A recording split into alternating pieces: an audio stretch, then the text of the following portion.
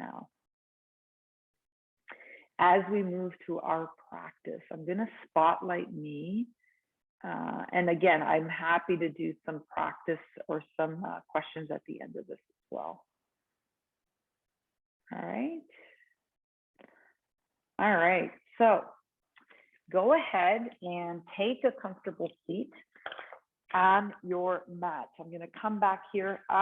Even taking a comfortable seat is something that takes some practice.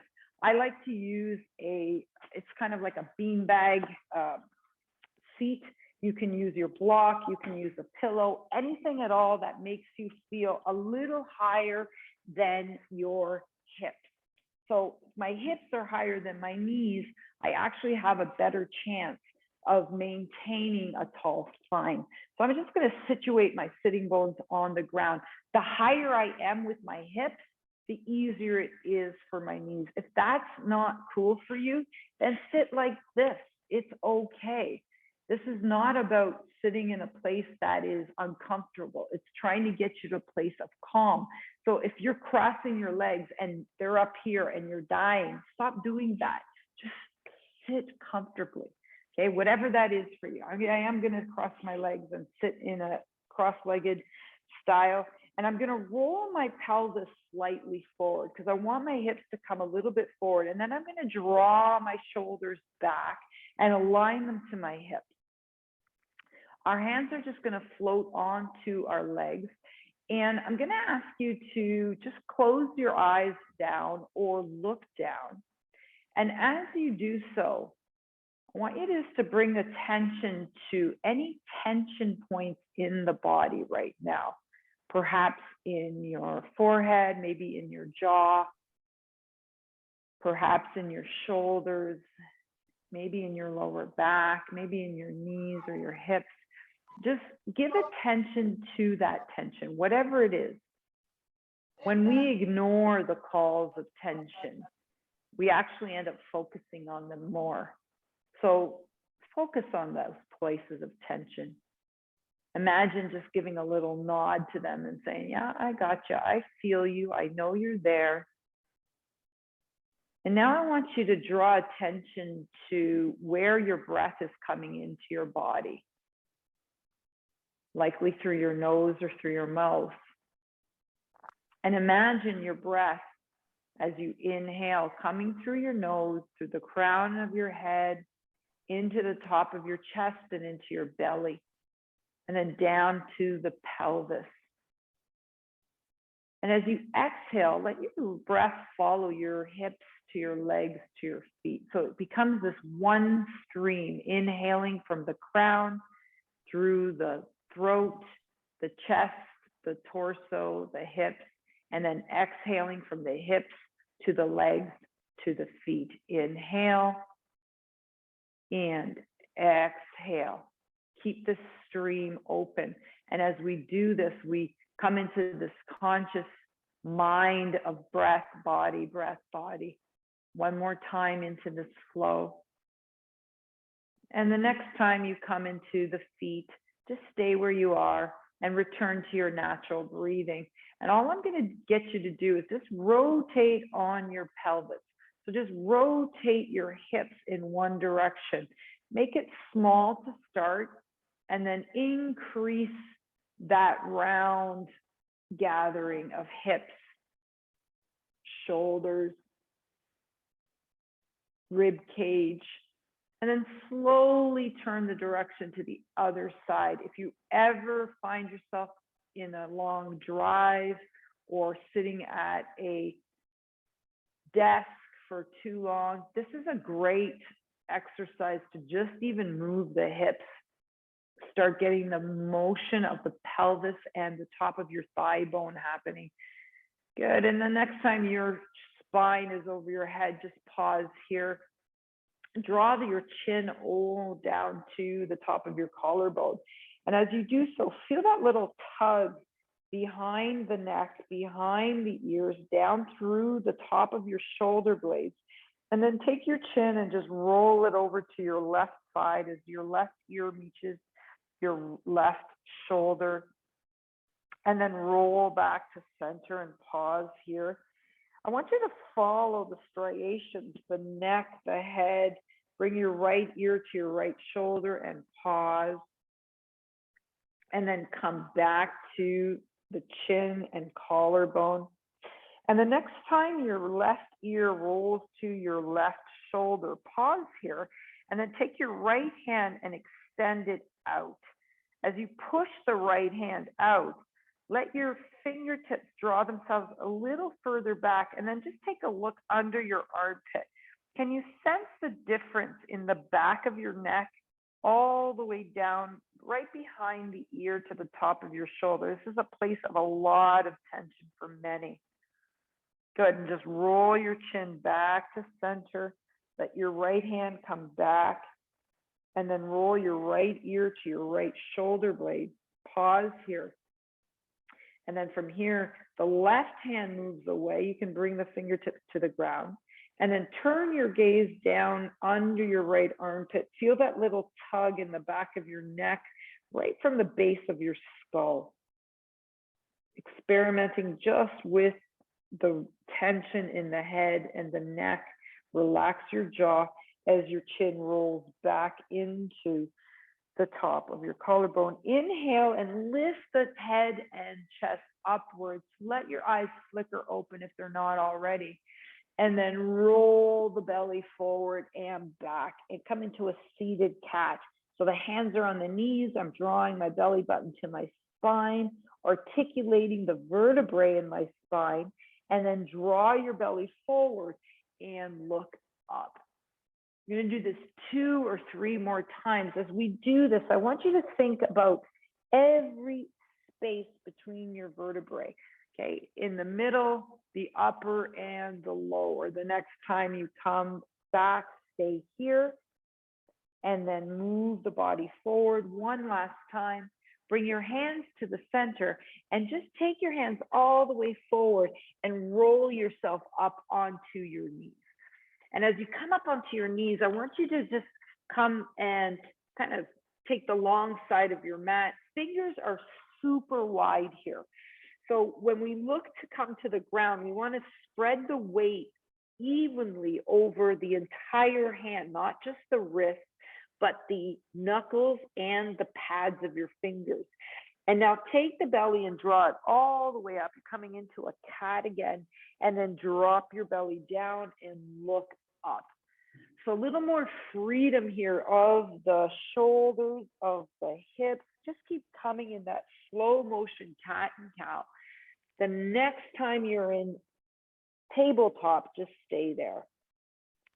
Curl the toes under and really try to grip your toes on your ground, whether it's your mat or your carpet, whatever it is, and then bring your hips to your heels. Just keep coming back, back, back, and push the bottom of your feet to the back wall. So we're not pushing down, but we're pushing the bottom of our feet. This is an incredible opening for the arches of our feet. The arches of our feet are actually the greatest piece of architecture in our body. They require us to be balanced. And if you have flat feet, you know what I'm talking about. Having those arches is so important. If you have high arches, you know what that means. There's something about that. Take the hands and just extend them all the way up. Now from here, my armpits and my elbows are lifted off the mat. I'm just going to bow my head down between my shoulders. Keep pushing into the pads of the fingers, but lift your wrists off the ground. Feel the contraction of the shoulders. Okay, so a little strength work here. I know if you did any of Teresa's class, the strength portion is really important, also available in a lot of different movements in yoga. Okay, put your hands back on the ground. Draw your hips up, up, up again. Now with the hands extended, we're going to take the body over and come into a low push-up or a low plank. Untuck the toes, put the tops of your feet on the ground, and draw your shoulders away from your ears. Now the strength here comes from the belly button to the spine. Pause here in strength. Feel the length and just drop your hips just a tiny bit and starting to understand the opening of the hip flexors. Go ahead and bring yourself back to tabletop. And I just want you to come back and forth. As we do this, as we move back and forth, what we end up doing is lubricating the joints of the wrists, the shoulders, the hips, the knees, and even the ankles. Nice. And the next time you're forward, walk your hands under your shoulders, bring your right foot between your arms, between your hands, and you're just coming into a little modified lunge. So right knee over the right ankle, the left hip over the left knee. Stay here for a breath. Now I'm going to take my handy dandy blocks or books or water bottles, and I'm using them to lift the floor.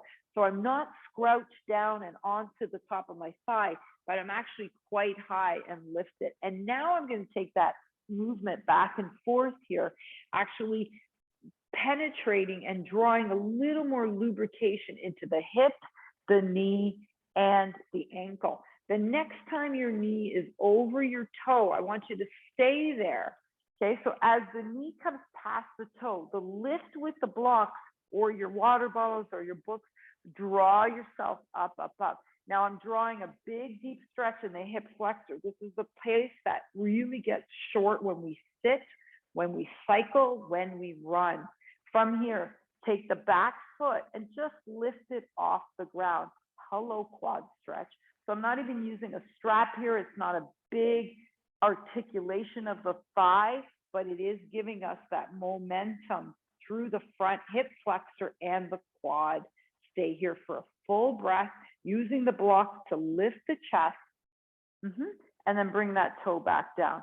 Now from here, I want you to take the hips back, back, back here. I'm going to move my blocks back, or my books, or my water bottles, anything you have. If you don't have anything, use the top of your thigh. Okay, now draw the hips back. As you do so, kind of grab the mat with your toes, lengthen the leg, and then just sit the hips back. But notice, I still have a bit of a bend in the knee, and that's okay. I have tight hamstrings. I know that about myself. As I bring my hips back, though, I've asked the body to kind of recoil, get the hamstrings in a way that feels good and right. Just stay here for a breath.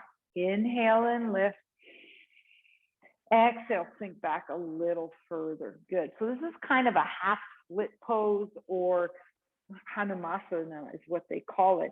It's about keeping length in the back of the leg while keeping the chest lifted, using the blocks to lift the chest. Good. Now walk the blocks back up, bend the knee, drop the hip. One more time, we're coming back into that hip flexor stretch on that back leg. Look up and then open up. Chest comes forward, shoulder blades come back. This is all the kinds of checks that yoga instruction gives you. So you're not on your own. Good. And now just draw yourself back, bring the knee back. Okay. And all we're going to do is switch sides. I'm going to take my left foot now between my hands. Okay. So knee on top of the ankle on the front, knee on top of the, or below the hip on the back. And then once again, I'm just coming forward and back. Okay. So when I talk about warming up the muscles, or warming up the body before we go, it doesn't mean that you have to do jumping jacks. It just means that I want you to think about what's the best way to lubricate my joints. It's this kind of movement back and forth. Okay, so before I even get to the stretch, I'm going to find a way to glide the joints. Okay, the next time the knee is over the toe, pause here. Now the hands draw themselves or on your thigh. Doesn't really matter if you don't have blocks, use your thigh here. Interlace the fingers, draw them in, and use that to lift through the chest. Okay, using your blocks or your thigh, doesn't matter. Okay, from here, you can exaggerate this, curl the back toe under. Now, this is one pose where your knee can be over your ankle. I'm off of my kneecap on the back leg, so I'm off of the patella on the back leg, and that allows me, if I like, to lift the back heel. Say hello to your quad stretch. Draw breath in here. Exhale. Again, what happens when you exhale? Inhale. Can you keep the head lifted? And exhale, stay long in the spine. And then drop the back toe. You're going to bring the hips up, up, up. I'm going to walk my blocks back, back, back if I like. And then just use my toes to lift my foot higher up the mat. Sink back again. Okay, option to bring your hands on the top of your thighs. If you're using books or a block, then you're going to just bring the hips back. Draw breath in. Now try lifting the tailbone while you're here. When you do you feel that little tug in the back of the leg?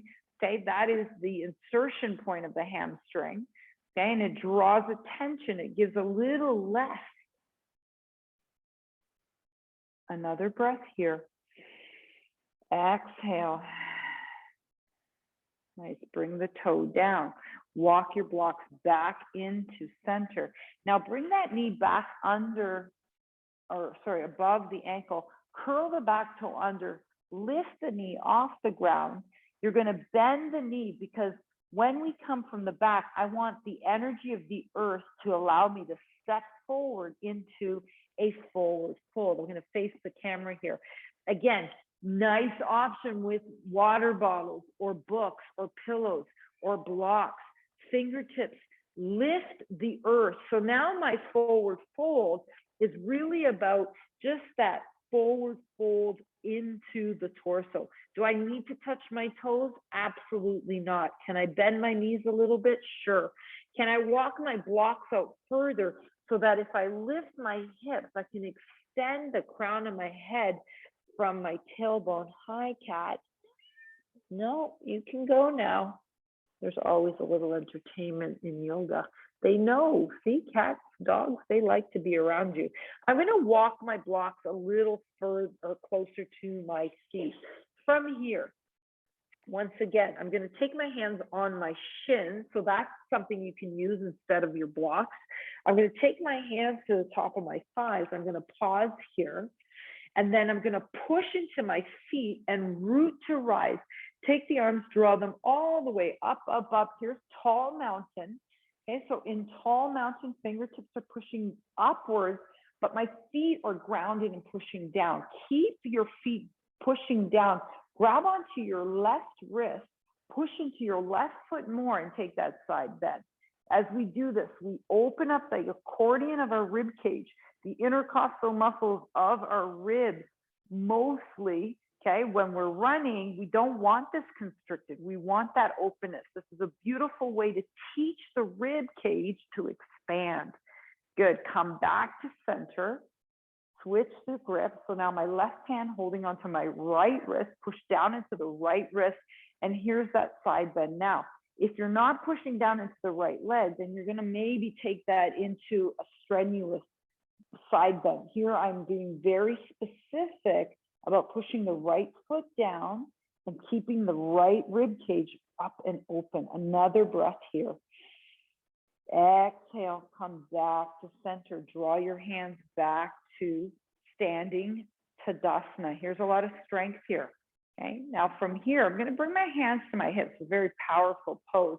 Take your feet and bring them side by side. I'm just gonna introduce you to a little bit of balance. And remember I talked to you about variation? There's a lot of variations in this next pose. So feet are side by side, body is tall. Push deeply into the right foot, and without shifting your weight, lift the left heel. So that's important. I'm talking about stability in the hips by lifting the left heel, but not sinking into the right. Pause here. Keep pushing into that right leg. Inhale the left knee up, up, up, and pause. Okay, option. Okay, so there's one option. Second option, you can take that leg out to the side. Talk about understanding the range of motion of that ball socket joint of the hip. Look at where the leg can go. Option, you could take the toe and bring it to the inside of the foot. Okay, I'm going to change my hands as well to namaste hands. Hands come to the center. When the hands come to the center, we claim the balance of the center. Option to take the bottom of the foot to the inside of the calf. Okay, you could stay here. Option, you can lift the bottom of the foot, come to the top part of the thigh, and stay here, always avoiding the knee because we don't want the knee to be hit. Okay, so that's another option. Okay, and what's wrong with this? Nothing. Okay, it's still opening the hips. It's still asking for stability in the front hip. it's still asking for that open balance in the other hip. Okay, and wherever you are, just find that place to grow. So we take balance. Now, when we take balance, we ask the ankles, okay, to be strong. I'm thinking we want strong ankles, particularly in the snow when we run. Good, bring everything back to center, arms and legs forward, and then draw them both down. Okay, and then from here, you're just going to swing side to side, and we're going to come to the other side because we always balance both sides. That said, we're not symmetrical, so this will be a different experience. Feet side by side again. I'm going to bring my hands to my hips just in this power pose, and this brings confidence to our posture. Without dumping into the left side, just pick up the right heel. Okay, so balance is rarely a pill you swallow. Balance is about just finding your way through. Okay, from here, lift the knee up. Keep standing tall. From here, open up. From here, take the toe, bring it to the inside of the ankle. From here, I'm going to change my hands back to namaste. Maybe coming to the inside of the calf, maybe coming all the way up to the top part of your thigh. Okay, I'm not even going there tonight. I'm going to stay down here. This is working for me. Okay, again, the hip is open and wide, stability happening on one side. There's a grounding into the ankle, and we're actually balancing the upper body by taking the stability and lifting through whatever floats your boat. Today is the day. Another breath here. Draw everything forward again. Okay. Bring the leg and arm forward, and then just draw yourself down and back, and then go ahead and swing through the body. So the hip leads here. Okay. So nice way to get into that balance posture. Okay. And balance is an element of any practice that you'll find. There's lots of different ways to do balance. We did a tree pose today, but it's typically a flow to get us warm, and then it's a stretch, and then there's balance. The next element of a yoga practice that I love are twists, and that's where we're going to right now. I'm going to do a standing twist as well as a seated twist. So I'm going to use my block again. If you don't have a block, that's okay. Okay, legs are wide apart. We're coming into wide angle standing pose. That's going to come into a forward fold. So I want you to take your hands and place them on your, we call them your headlights sometimes, the front of your pelvis. And then your thumbs are going to kind of, got to dig maybe a little bit, find the back of your pelvis. So remember, the pelvis is like a bowl, an uneven bowl. And you're going to lift the pelvis, keeping the legs long as possible. Use your hands to move the pelvis forward and draw yourself into about halfway down. I don't want you all the way just yet. Okay, and then you're going to adjust the feet. Okay, so the wider you go, the easier it is. The more narrow you go, the harder it is because of the geometry or the physiology of that hip structure, the bone structure. Now, I like to use a block here or a pillow or a water bottle, because even in this posture, I'll give you a side pose, by using the block, it allows me to keep the back long. And then when I have the back long, I can lift the tailbone and draw myself even further, maybe even reaching the block with my head. Okay, again, this is something that didn't happen overnight for me. It took me a long time to get here. I'm just going to lift up. I want to enjoy the leg lift, the sides of the legs, the IT bands, the inner thighs. This is all working towards that. Now, bringing yourself back up to your block, I want you to take your right hand parallel to the earth, take your right palm and put it on the base of your spine. So the sacrum, the 5 fused bones in the sacrum, in the back. Okay, keeping your hips exactly where they are, almost like there's something on like a teacup, we call it sometimes, on your sacrum. I want you to look to the right. I want you to take the shoulder up to the right, take the rib cage up to the right, but keep your hips side by side. Okay, so beautiful twist here in the torso. Of course, we're working into the core. And now take it all back to center, flushing the body back out. And we're going to do the other side. Left hand comes on the base of the spine again. Right hand is on your water bottle or your block or your pillow or your book. Okay, and then from here, take the left shoulder with the gaze, turn to the left, take the left rib cage, lift it up and join that long stride back. Okay, can you feel that little tug in the hamstrings again, the inner thighs, the outer thighs? Another breath here. Exhale. And then come all the way back to center. Go ahead and bring your fingertips to the ground. I'm going to remove the block. I'm going to walk out. I'm going to take the right knee down and back, and then the left. So now I am in a wide on my knees. I've got a block or a pillow behind me, and I'm going to slide my hips back, and I'm going to land on that block or the pillow, giving me that really a lot more freedom on the hips. And if that's not enough, then you just add more height from the earth. So I'm just moving my block higher or adding another pillow, and I'm just bringing my hips back. And I'm even just going to take my head to my hands that are on top of each other. Now, if you think about the femur bone here, the top of your thigh bone into the socket of the pelvis, okay, it's quite wide here. Okay, so these are external rotations of the thigh bones. When we move in one plane over and over again, running, cycling, okay, the muscles, they get used to that same length of the muscles. If we can't give them variation like this, okay, then we don't have the flexibility to react, okay, or to adjust or be agile. This just provides that. Stay here for another breath. The next breath, deliver it to the belly of both thighs. And exhale, sigh.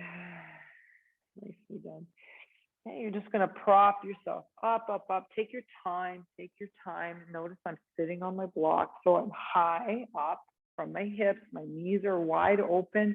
I've got this external rotation opening of my thigh bones again. Okay, now from here, I'm going to bring my knees together, and I'm going to come off of my knees and just bring myself seated on my pillow, my block, or my books. Okay, it just makes a difference here. I'm going to take my right leg, and extend it. So we talked about having contraction and lengthening. So when you push your heel away, I want you to contract your quad so that we've got more of that stretch in the back of the leg, the hamstring. Try it, okay? Use your hand and feel the tension in the quad. Flex the foot, feel the tension even in the shin here, and then let it go. Okay, so you're just going to feel the difference here. Try that again. Squeeze the quad, feel the extension. Now you're going to take the other leg, lift it, and cross it over.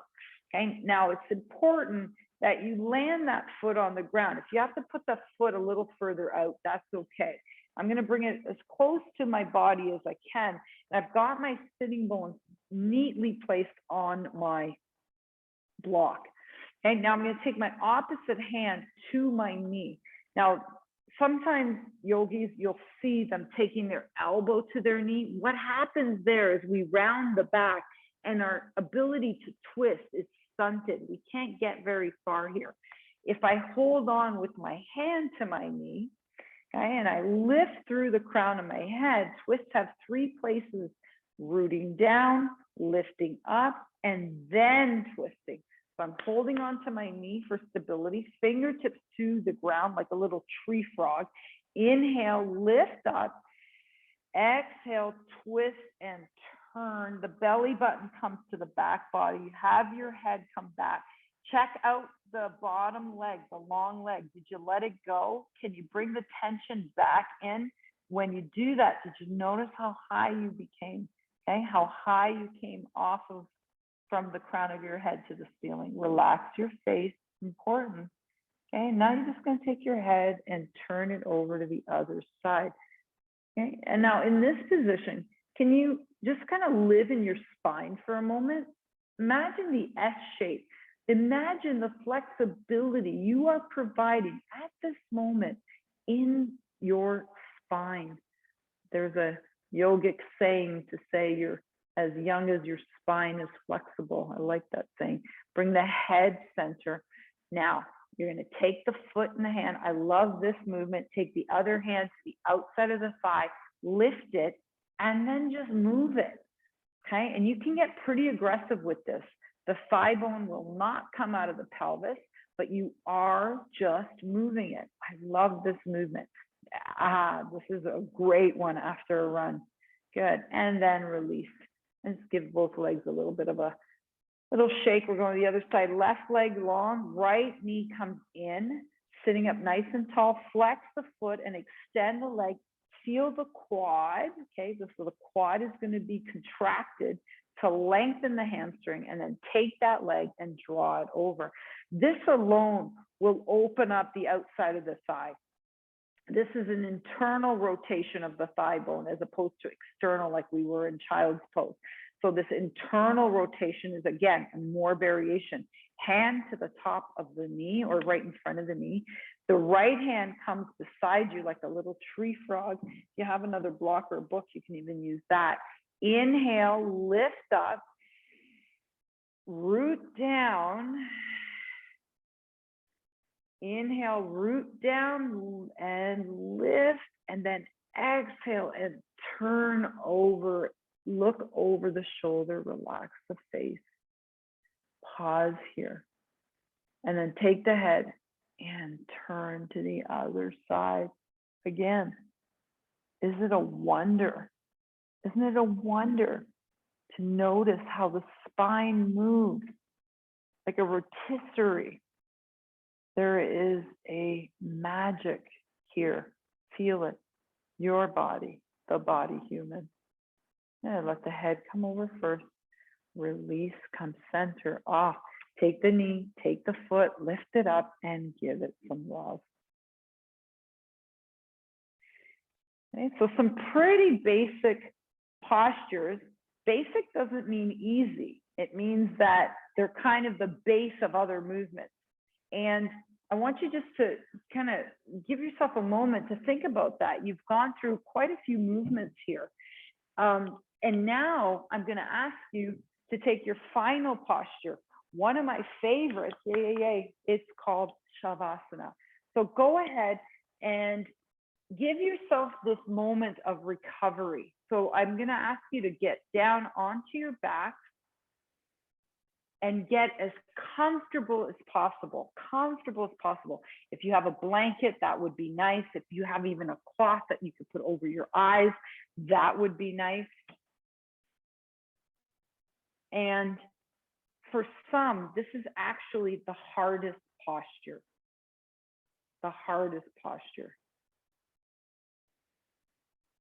On your backs now, give yourself a moment to connect to your breath by simply noticing your breath.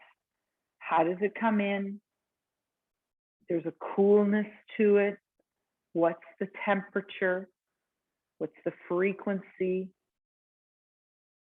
And when you inhale with your breath, are you able to actually let the breath follow the path of your body through your nose, through your throat, through your chest, to your belly? Feel your rib cage just low, low, low to the ground. Imagine your organs in your body protected by your rib cage. And the organs in your body are just flat to the ground. Your feet are just sprawled out. Your calves are flat. There's a space under your ankles. And the space is as important as whatever's touching onto your ankles. And for the following of your breath, I want you just to imagine this easy flow. Consider the striations of the muscles in your body, the belly of your thighs, okay, the strong muscle in your neck, the multiple muscles that stabilize your shoulders and your hips.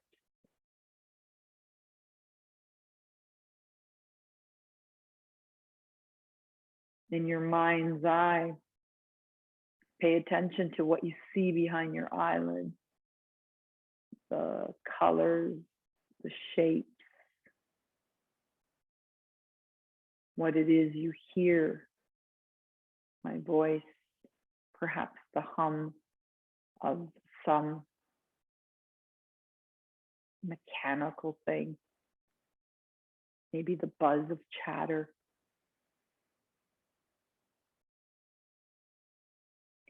Feel the temperature on your skin. Notice the touch on you. Consider even the taste in your mouth. Maybe resonance of a dinner, a drink, salt, sweet.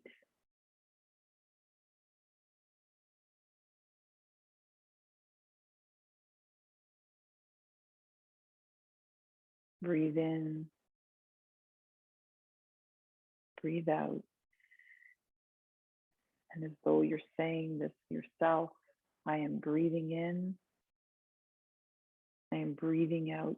This is life force energy.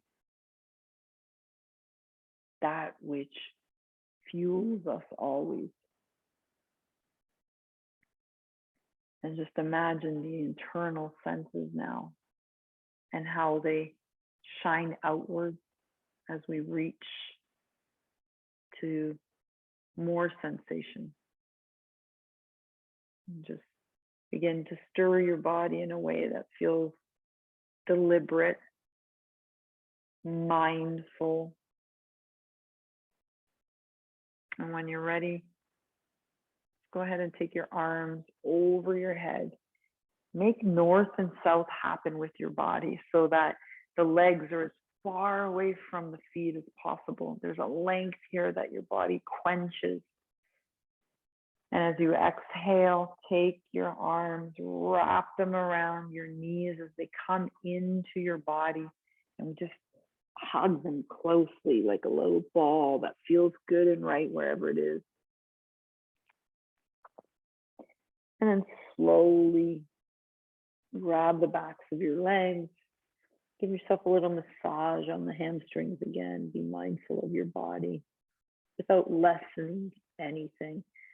And then just slowly, mindfully, once again, draw yourself up, up, up. And come into a seated posture. This is where we end and seal our practice. And as we just bring our hands together, this is the mudra of the heart, the Anahata, the chakra, the energy of the heart. It comes from the heart to the heart, and it connects all of our hearts. Imagine this connection, this soulful fulfillment from the space and the place of heart inside of me to that place of light and heart inside of all of you. Namaste.